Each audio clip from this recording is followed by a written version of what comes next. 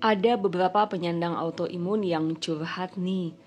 Apakah memang hidup dengan autoimun ini sangat sulit sekali? Jadi banyak pantangannya, tidak boleh makan apa, tidak boleh makan ini.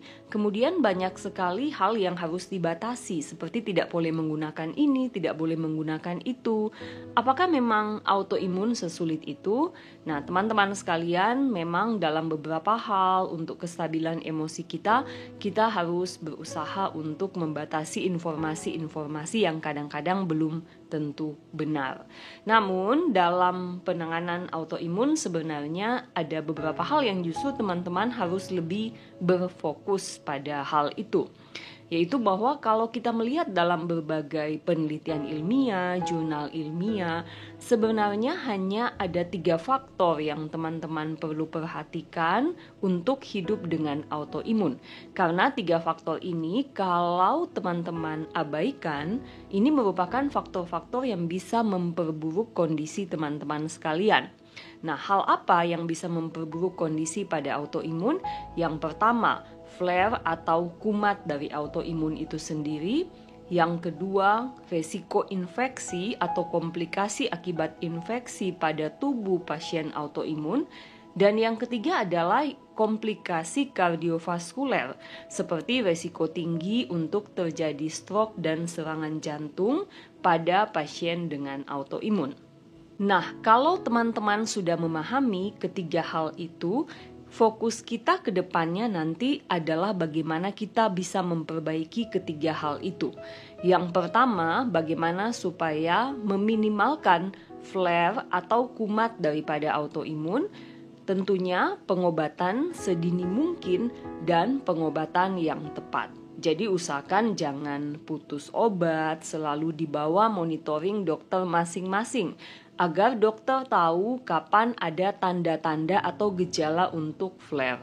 Karena biasanya flare itu tidak terjadi tiba-tiba dan langsung berat, biasanya membutuhkan waktu. Dan kalau kita termonitoring dengan baik, dokternya sudah akan tahu bahwa ini ada flare ringan, harus cepat ditangani supaya tidak menjadi berat.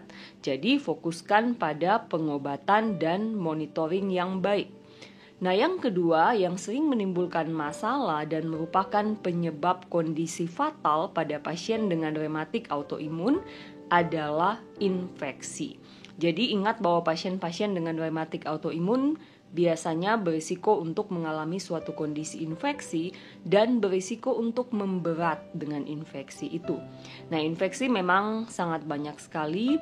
Jadi contohnya misalnya untuk COVID-19, kalau teman-teman mau mencegah infeksi, protokol kesehatan ketat sangat penting, vaksinasi COVID-19 sangat penting. Jadi ini usaha untuk mencegah perburukan kondisi autoimun akibat infeksi itu sendiri.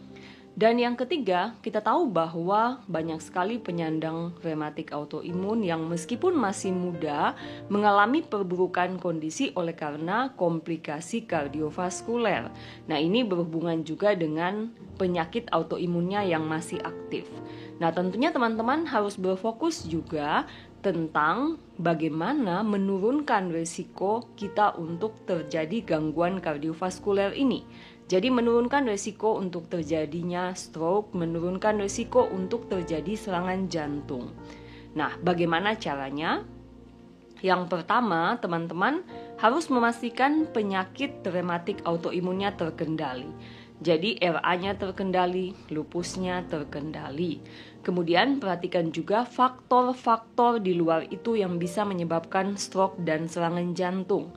Seperti misalnya menjaga berat badan yang ideal, berolahraga teratur, stop merokok secara berkala, harus melakukan check up tekanan darah, gula darah, dan kadar kolesterol, serta pastikan semua itu terkendali dengan baik. Nah, teman-teman sekalian, saya kira sudah jelas hal apa yang kita harus berfokus pada 3 hal itu, yaitu kestabilan penyakitnya dengan pengobatan yang teratur dan pola hidup sehat. Kemudian yang kedua, mencegah infeksi, protokol kesehatan, dan vaksinasi.